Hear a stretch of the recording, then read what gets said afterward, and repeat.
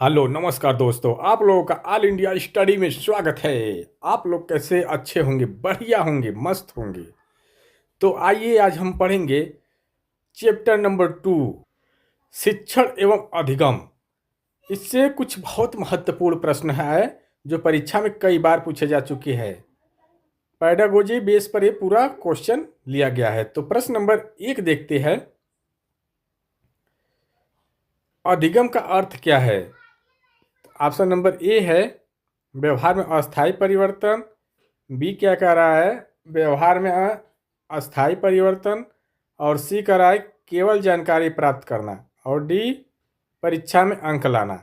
तो इसका जो सही आंसर होगा व्यवहार में अस्थायी परिवर्तन। इसका सही जवाब है ऑप्शन नंबर ए। जहाँ केवल शब्द है वो तुरंत कट जाएगा। अधिगम मतलब कुछ भी सीखा जाता है तो वह अस्थायी होता है, अस्थायी नहीं होता है।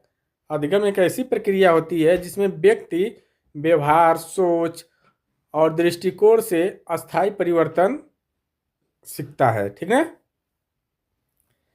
प्रश्न नंबर 2 देखते हैं। सीखना किस प्रकार की प्रक्रिया है? ऑप्शन नंबर 1 अचानक घटित होने वाली। बी जन्मजात। सी क्रमिक और सतत प्रक्रिया। और डी अल्पकालिक।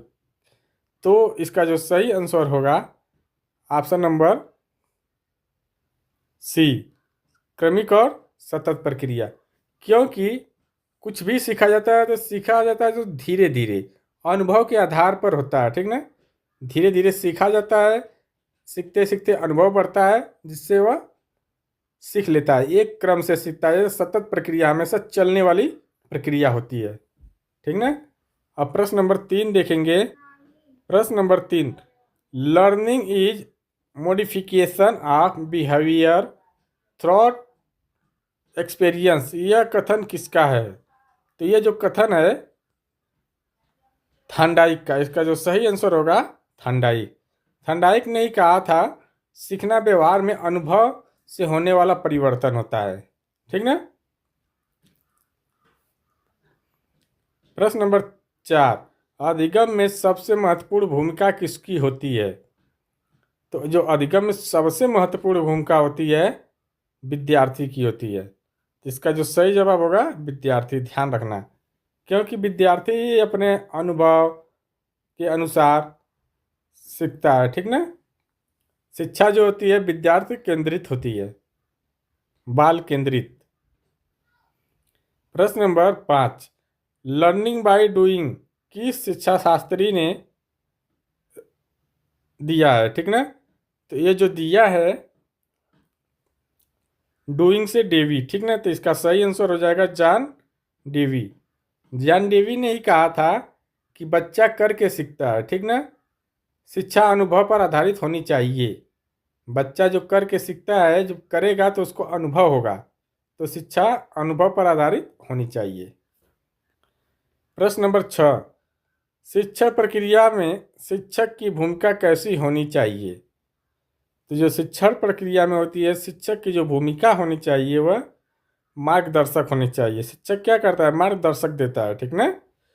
क्योंकि शिक्षक को छात्रों के अनुभव दिलाने के लिए, सोचने और समझने के लिए अवसर देना चाहिए। ठीक ना।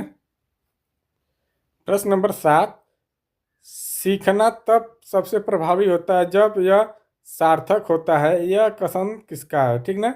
यह कथन किसने दिया, या यह सिद्धांत किसका है? ठीक ना। तो ये जो सिद्धांत है ध्यान से देखना, सीखना तब प्रभावी, सीखना का राय सीखना तब सबसे प्रभावी होता है जब यह सार्थक होता है। तो यह कथन आशुबेल ने दिया। इसका सही जवाब है आशुबेल। प्रश्न नंबर 8, कंडीशनिंग थ्योरी किसने दी? तो यह जो दी पावलाव ने। इसका जो सही आंसर है पावलाव। पावलाव ने ही क्लासिक क्लासिकल कंडीशनिंग थ्योरी दी थी। ठीक ना। तो कुत्ते पर यह प्रयोग करके यह सिद्धांत को सिद्ध किया था। प्रश्न नंबर 9, ऑपरेंट कंडीशनिंग किससे संबंधित है? अभी ऊपर था जो ऑपरेट एक क्लासिकल कंडीशनिंग होती है। जो क्लासिकल कंडीशनिंग होती है वह पावलाव की है। ऑपरेंट कंडीशनिंग जो है वह स्किनर की है। तो इसका सही जवाब है स्किनर। प्रश्न number 10, zone of proximal development ZPD किसका सिद्धांत है? तो यह जो है वाइगोत्स्की साहब का है। इसका जो सही आंसर होगा Vygotsky. Zone of proximal development ZPD का सिद्धांत किसने दिया? वाइगोत्स्की ने दिया। इसका मतलब होता है वह क्षेत्र जहां बच्चा सहारे से सीख सकता है। ठीक ना? Squad folding concept. प्रश्न नंबर 11, अधिगम के सिद्धांत में इनसाइट लर्निंग किससे संबंधित है? तो जो इनसाइट लर्निंग है यह कोहलर से संबंधित है। इसका जो सही आंसर होगा कोहलर।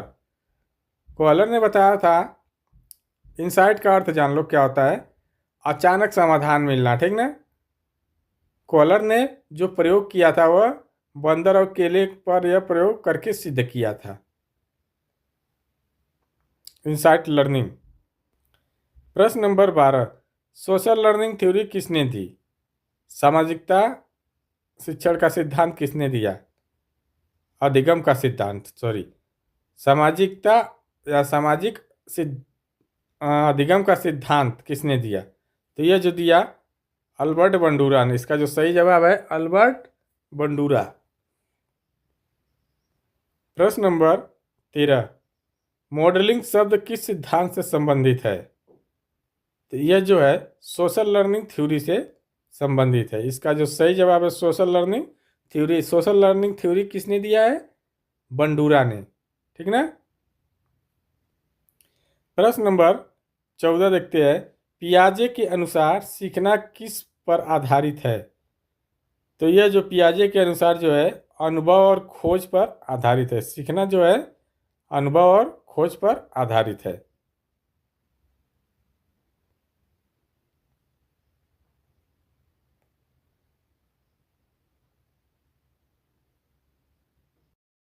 सही जवाब होगा ऑप्शन नंबर बी। प्रश्न नंबर 15, डिस्कवरी लर्निंग का संबंध किससे है? तो जो डिस्कवरी लर्निंग का संबंध है जोरोम ब्रूनर से है। इसका जो सही जवाब है जोरोम ब्रूनर। प्रश्न नंबर 16, ट्रायल एंड एरर सिद्धांत किसने दिया? तो यह थर्नडाइक ने दिया। इसका जो सही जवाब है थर्नडाइक। ट्रायल एंड एरर का सिद्धांत थर्नडाइक ने दिया। थर्नडाइक ने बिल्ली और पिंजरे के प्रयोग से बताया कि अधिगम प्रयास और भूल से होता है। ठीक ना? प्रश्न नंबर 17, थर्नडाइक के सीखने के नियम कितने हैं? तो यह थर्नडाइक के कुल मुख्य रूप से 3 नियम है। कौन कौन से? अभ्यास का नियम, तत्परता का नियम और प्रभाव का नियम। प्रश्न नंबर 18, रेनफोर्स का अर्थ है? तो रेनफोर्समेंट का जो अर्थ होता है यह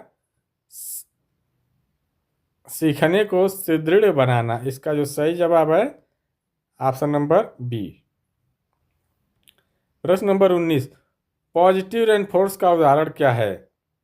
ऑप्शन नंबर ए दिया है गलती पर डांटना, बी अच्छे कार्य पर प्रशंसा करना, डी गृह कार्य न करने पर दंड देना, डी परीक्षा में असफल होना। तो गलती पर डांटना है भाई, तो होगा नहीं, पॉजिटिव की बात है। अच्छे कार्य का प्रशंसा करना हो सकता है, गृह कार्य न करना दंड देना ये भी गलत, परीक्षा में असफल होना ये भी गलत। तो इसका जो सही जवाब मिला ऑप्शन नंबर बी। प्रश्न नंबर 20, निगेटिव रेनफोर्समेंट का उदाहरण है?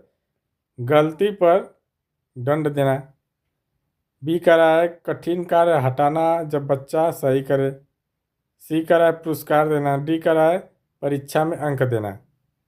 तो जो गलती पर दंड देना ये तो नहीं होगा। कठिन कार्य हटाना जहाँ बच्चा सही कर रहा है, सोच सकते हैं। पुरस्कार देना, पुरस्कार निगेटिव होता है। परीक्षा में अंक लाना है भी नहीं। इसका जो सही आंसर होगा ऑप्शन नंबर बी। प्रश्न नंबर 21, कॉन्स्टिट्यूटिविज़न का मुख्य सिद्धांत क्या है? तो इसका जो मुख्य सिद्धांत होता है विद्यार्थी स्वयं ज्ञान निर्मित करना, कंसल्ट रहना। ठीक ना?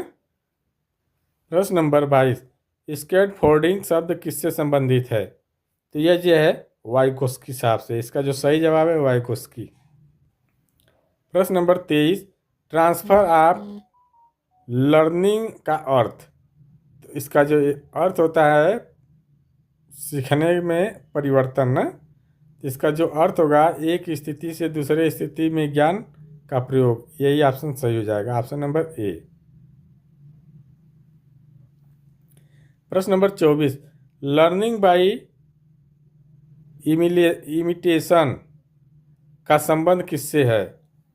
तो यह जो संबंध है बंडूरा से। इसका जो सही जवाब है बंडूरा। प्रश्न नंबर 25, इंट्रिक्सिक मोटिवेशन का उदाहरण कौन सा है? तो इसका जो मेन उदाहरण होता है ज्ञान प्राप्त करने की रुचि को बढ़ाना। यही ऑप्शन सही हो जाएगा, ऑप्शन नंबर बी।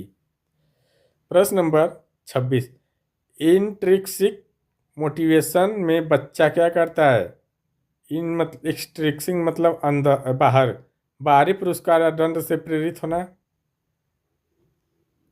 बाहर की बात कर रहा है ना, तो इसका जो सही जवाब हो जाएगा ऑप्शन नंबर ए। इंट्रिक्सिंग का मतलब होता है, इंट्रिक्सिक का मतलब होगा अंदर, एक्सट्रिक्सिक का मतलब होगा बाहर। प्रश्न नंबर 24, एक्टिविटी बेस्ड लर्निंग का मुख्य उद्देश्य क्या है? तो एक्टिविटी बेस्ड लर्निंग का मुख्य उद्देश्य होता है अनुभव आधारित सीखना। इसका जो सही जवाब है ऑप्शन नंबर बी। प्रश्न नंबर 28, learning is a purposeful and goal oriented process. इसका अर्थ है यह हर अधिगम का कोई लक्ष्य होता है। इसका जो सही आंसर होगा हर अधिगम का कोई लक्ष्य होता है, ठीक है। प्रश्न नंबर 29, अधिगम की प्रभावशीलता किस पर निर्भर करती है? तो कह रहा है केवल शिक्षक की बोलने की क्षमता पर, केवल आगे पहले काट दो, विद्यार्थी की पूरी तैयारी और रुचि पर, इसको रहने दो, विद्यालय के नियमों पर, या पाठ पुस्तक की लंबाई पर। ये लंबाई कहाँ से आ जाएगी? पुस्तक की लंबाई बड़ी रहेगी तो उससे अधिगम प्रभावशीलता होगा? नहीं। विद्यालयों के नियम पर, सिर्फ नियम से काम हो जाएगा? नहीं होगा। तो इसका जो सही आंसर है ऑप्शन नंबर बी। प्रश्न नंबर 30, लर्निंग कर्व क्या दर्शाता है? तो जो लर्निंग कर्व होता है वो सीखने की गति और प्रगति को दर्शाता है। इसका जो सही आंसर है ऑप्शन नंबर ए। प्रश्न नंबर 31, अधिगम में फीडबैक का क्या महत्व है? तो ऑप्शन नंबर ए, सुधार का अवसर देना, बी, केवल आलोचना, केवल कार्य परिणाम को छिपाना, ये भी गलत, दंड देने की समानता, ये भी गलत। ऑप्शन नंबर ए, ठीक ना। प्रश्न नंबर 32, लर्निंग रीडनेस का अर्थ क्या है? करके सीखना, ठीक ना। सीखने के लिए शारीरिक, मानसिक व भावात्मक तैयारी। ये यही ऑप्शन सही हो जाएगा। हाँ, यही सही है, option number B is correct answer. प्रश्न नंबर 33, लर्निंग बाय ऑब्जर्वेशन का प्रयोग सबसे पहले किसने किया? तो जो सबसे पहले यह बंडूरा ने किया। इसका जो सही जवाब है बंडूरा। लर्निंग बाय ऑब्जर्वेशन का प्रयोग सबसे पहले किसने किया, ये ध्यान रहे, क्वेश्चन अति महत्वपूर्ण लग रहा है, ठीक ना। प्रश्न नंबर 34, डिस्कवरी लर्निंग के अनुसार शिक्षक की भूमिका क्या होती है? तो जो भूमिका होती है मार्गदर्शक और प्रोत्साहक। इसका सही जवाब है मार्गदर्शक और प्रोत्साहक। प्रश्न नंबर 35, ड्रिल एंड प्रैक्टिस विधि का उपयोग किस सिद्धांत में होता है? तो यह जो होता है अब थॉर्नडाइक के अभ्यास सिद्धांत में, ठीक ना। इसका जो सही जवाब है ऑप्शन नंबर ए। प्रश्न नंबर 36, learning is both individual and social process. इसका तात्पर्य है, तो इसका जो तात्पर्य होता है व्यक्ति स्वयं भी सीखता है और समूह में भी सीखता है। लर्निंग इज बोथ इंडिविजुअल, ठीक ना, सोशल प्रोसेस।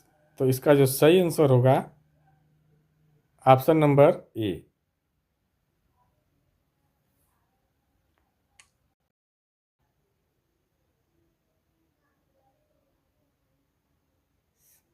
ठीक ना, सी होगा।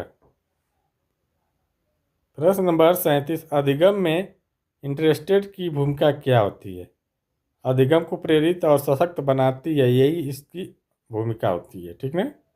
प्रश्न नंबर 38 है, हैबिट फॉर्मेशन किस सिद्धांत से जुड़ी है? तो यह जो हैबिट वाली बात है, यह जिसमें हैबिट हो मतलब आदत, आदत इससे क्लासिकल कंडीशनिंग में भी बताई गई है, ऑपरेट कंडीशनिंग में भी बताई गई है, और ट्रायल एंड एरर में भी। तो इसका जो सही जवाब होगा ऑप्शन नंबर डी। प्रश्न नंबर 39, अधिगम का सर्वोत्तम तरीका कौन सा है? तो केवल पढ़ाना, ये तो एकदम गलत। करके दिखाना और करवाना, मौखिक व्याख्यान है तो गलत, किताब से याद कराना गलत, करके सीखना और दिखाना, ठीक ना, यही होता है। प्रश्न नंबर 40, शिक्षक को अधिगम प्रक्रिया में क्या ध्यान रखना चाहिए? केवल पाठ्यक्रम को पूरा कराना केवल आ गया पहले काट दो। विद्यार्थी की विभिन्न भिन्न क्षमताएं व गति, केवल परीक्षा करना गलत, दंड के माध्यम से ये गलत। तो इसका जो सही जवाब है ऑप्शन नंबर बी। तो वीडियो अच्छी लगे तो चैनल को लाइक शेयर सब्सक्राइब जरूर करें और बेल आइकन दबाना ना भूलें, ताकि जो भी हम वीडियो पढ़ाया, जो भी पढ़ाए वह तुरंत आपके पास पहुंच जाए। धन्यवाद।